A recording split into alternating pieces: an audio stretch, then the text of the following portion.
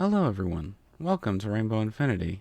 Today I'll be reading Moproblems, Moharmonies, Gish and Gallop. If you like the reading, be sure to like, comment, and subscribe. Please enjoy. Gallop and Gish.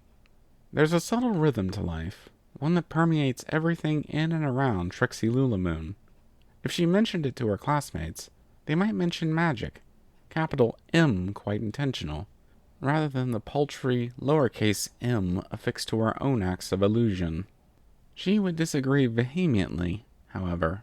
This wasn't something that could be attributed to alternate dimensions, supernatural equines, or a power inherent to the bonds of close companionship. No, this was something else. It was indescribable, yet as familiar as the ticking of a clock. Every low came with a high, every up a down. Despite her inability to pinpoint this feeling, Trixie would be loath to badmouth it. Game respects game, after all, and if a magician can't appreciate great timing, then who can? Right now, though, she was less than pleased with it. The door loomed before her, even in the chunky-heeled boots she'd admit weren't the most comfortable. Fashion required sacrifice, and if Sunset Shimmer could do it, well, anyone else could. Isekai protagonist or not. Either way, it was a big door, and she felt as if it was growing larger by the moment. Was this it? The psychotic break she'd anticipated all those years ago? Her mother's drunken ramblings were often difficult to discern, but either her father had left to become a star, or was a nut bar. Considering how acidic her mother could be at times, it did feel like you'd need to be a little deranged to want to jump on board. In some ways, her own looming mental instability was why the great and powerful Trixie existed. Harder for someone to pinpoint the crazy if you drench yourself in it first. Plus racism, can't forget that. Blue people being quiet and morose was a stereotype she'd bury, whether with a shovel or her bare hands. Blood under her nails was not optional, though. It matched her varnish so well. Either way, she snapped back to reality. The door just that. A door. 7 feet of chipboard and glass. Dime a dozen and just as common. They littered her school, and this one was no different to the last. Math class. That one. Trixie adored math. It wasn't what many expected, but she had depth.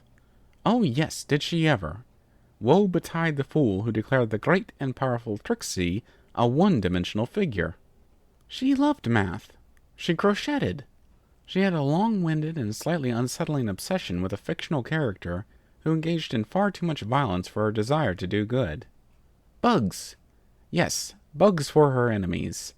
Bugs to drown Trixie's enemies in chitin and stings and... The air escapes her chest. It's a lot of air for not a lot of chest, but Trixie is happy with it. Men are pigs who'll fuck anything that gives them the time of day, her mother bestowed upon Trixie on one of her better days. So who cares if she's on the smaller side? She's beautiful and perfect, an ideal catch for any man who gives her the time of day. Which, in a way, is just part of the problem. Not the whole. Good God, no.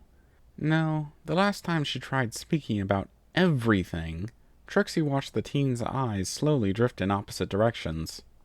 It was fairly disturbing, and she practiced hanging herself for a finale, so Trixie knew messed up stuff when it hit her. Ditzy, in Trixie's opinion, should probably see a therapist. Brain or physio is immaterial, just someone to stop making her so her. Not that she's bad in any way, just creepy. And creepy people don't get partners, which kinda sucks. And there she goes again. It's the onion in the ointment. The needle in the haystack, though easily found and very sharp. Just another rock for her to trip over, be splayed out, and have the legions of applauding fans transform into mocking beasts. It's not that she wants to be alone. No, not at all. Guys just don't quite get her rhythm. It's gotta be all about them, the big buff protector, the know-it-all know-nothing, the Alpha, Sigma, Omega Chad, or whatever new term of bizarre endearment the legions of losers gave themselves. Personally, she was a scrungler, but knew there were select few others. No, she doesn't get guys either. For similar reasons, that is, rhythmic, social, the reasons are longer than the kerchiefs stuffed oh so artfully up her sleeves.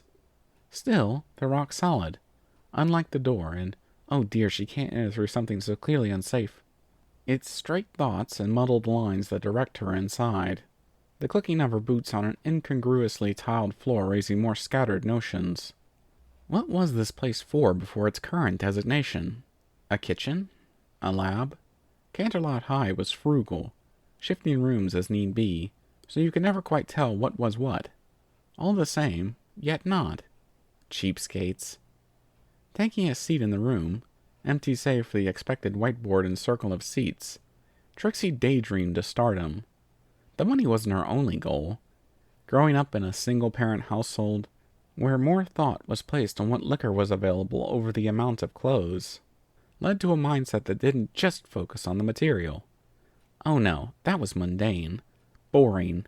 Each grueling hour spent thrifting, scavenging, and occasionally pickpocketing her fellow students. Sunset, in particular during her early years, was a wonderfully guilt-free target, was in accordance with a goal beyond green slips of paper. Trixie's pyramid had a base built not on heat, food, and other such simple things. Others drift in while she drifts away, though a keen sense of self lets her know the eyes are drawn to her presence. New, unexpected, different. It stings, which is unusual.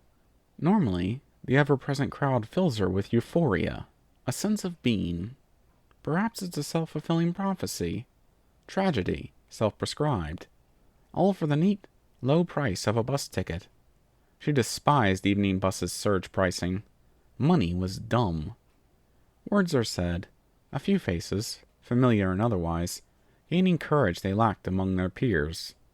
There are no surprises here, least of all for her, until inevitably, with no fanfare, the curtain rises. For the first in a very long time, her voice dies in a throat constricted. Trixie wasn't silent, ever, so it was hard. Are you okay? Tears, unbidden, unexpected, unwanted, push themselves forward in absence of words. She chokes out a noise that could be vaguely thought of as a yeah, but it's of dubious relation at best. Still, Mama Lulamoon didn't give birth to a quitter. Well, she had, but Trixie drowned that fucker with all the grace a teen contained. It was messy, which defined her, really. Beyond the glitz, the glam, the third-person pronouns, jumping ahead of the game on that one, she was a mess. But even a mess deserves something more. Cornflower blue fingers pressed against her thighs, still stinging and pockmarked from this morning's injection. Yet she rose, like a flower, growing from a heap of shit and mental illness. My name is Trixie Lulamoon, and I'm transgender.